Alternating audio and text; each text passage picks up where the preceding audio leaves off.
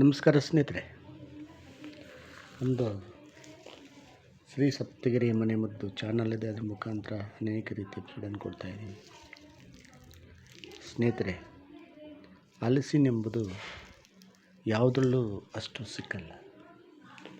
ಈ ಗಾರ್ಲಿಕ್, ಬೆಳ್ಳುಳ್ಳಿ ಮಾತ್ರ ಅಷ್ಟು ಹೆಚ್ಚಾಗಿ ಸಿಗುವಂತಹ ರಸಾಯನ ಈ ಹಲಸಿನ.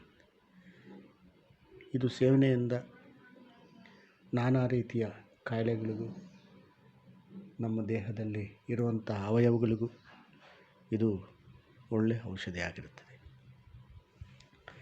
ಸ್ನೇಹಿತರೆ. ಈ ಪ್ರಕೃತಿಯಲ್ಲಿ ಸಿಗುವಂಥ ವಸ್ತುಗಳು ಅಂದರೆ ಎಲ್ಲ ಸಿಗ್ತವೆ. ಈಗ ಸೀಸನ್ನು ಅನ್ಸೀಸನ್ನು ಯಾವ ಬೇಕೋ ಸಿಗ್ತವೆ. ಇವತ್ತು ಒಂದಿನ ಹೋಟೆಲ್ಗೆ ಹೋದಾಗ ನುಗ್ಗೆಕಾಯಿ ಸಾರು ಮಾಡಿದರು. ಅದು ನೋಡಿ ನಾನು ಅವಾಯ್ಡ್ ಮಾಡಿದೆ. ನಾನು ತಿನ್ನಲ್ಲ ಅಂದ್ಬಿಟ್ಟು ನಾನು ಅವಾಯ್ಡ್ ಮಾಡಿದೆ. ಅದಕ್ಕೆ ಅವರು ಕೇಳಿದ್ರು, ಯಾಕೆ ತಿನ್ನಲ್ಲ ನೀವು? ಯಾರು ಇರಲಿಲ್ಲ ಅವ್ರಿಗೆ, ನಾನು ಒಬ್ಬರೇ ಇದ್ದೀವಿ. ಆ ಸಮಯದಲ್ಲಿ ಅವ್ರಿಗೆ ಹೇಳಿದೆ, ನೋಡಿ ಸ್ವಾಮಿ, ಇದು ಅನ್ಸೀಸನ್ ಅಂದರೆ ಪ್ರಕೃತಿಯಲ್ಲಿ ಈಗ ಸಿಗುತ್ತೆ, ಆದರೆ ಸೀಸನಲ್ಲಿ ಬಂದಿರತಕ್ಕಂಥಲ್ಲ. ಯಾವ ಸೀಸನಲ್ಲಿ ಬರ್ತದೆ? ಈಗ ಫ್ಲವರಿಂಗ್ ಇದೆ. April, May, June, July, August ತನಕ 5 ತಿಂಗಳು ಎಷ್ಟು ಬೇಕೋ ತಿನ್ಬೋದು. ಆದರೆ ಮತ್ತೆ ಸೇವನೆ ಮಾಡಬಾರದು.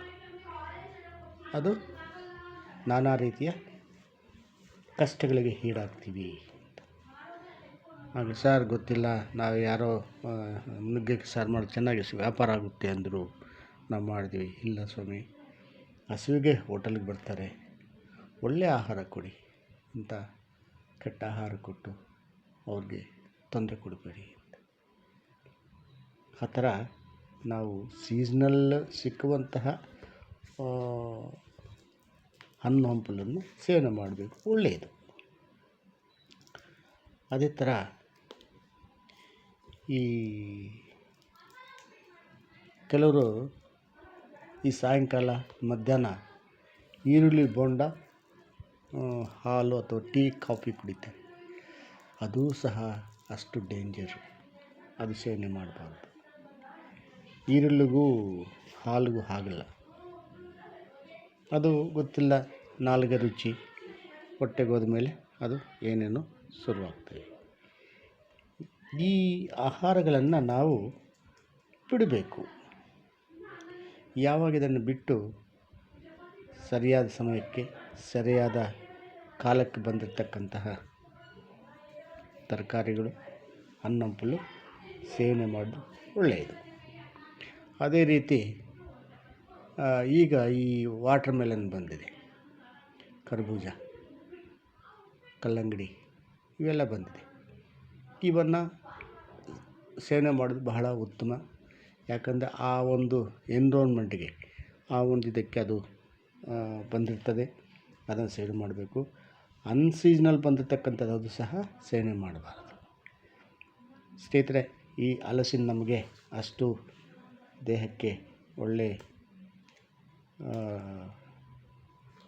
ಔಷಧಿಯಾಗಿರ್ತದೆ. ಇದನ್ನು ಸೇವನೆ ಮಾಡೋದ್ರಿಂದ ನಮ್ಮ ದೇಹದಲ್ಲಿ ಕ್ಯಾನ್ಸರು, ನಿನ್ನೆ ಎಪಿಸೋಡ್ ಹೇಳಿದಾಗೆ ರಕ್ತೊತ್ತಡ, ಮಧುಮೇಹ, ಕೊಲೆಸ್ಟ್ರಾಲ್ ಇತ್ಯಾದಿ ಎಲ್ಲವನ್ನು ತೊಲಗಿಸುವ ಶಕ್ತಿ ಈ ಒಂದು ಬೆಳ್ಳುಳ್ಳಿ. ನಮಸ್ಕಾರ. ಇದನ್ನು ನೋಡಿ ಲೈಕ್ ಮಾಡಿ, ಶೇರ್ ಮಾಡಿ, ಸಬ್ಸ್ಕ್ರೈಬ್ ಮಾಡಿ. ಎಲ್ರಿಗೂ ಮುಟ್ಟಲಿ, ಎಲ್ಲರೂ ನೋಡಿ. ನಮಸ್ಕಾರ ಸ್ನೇಹಿತರೆ.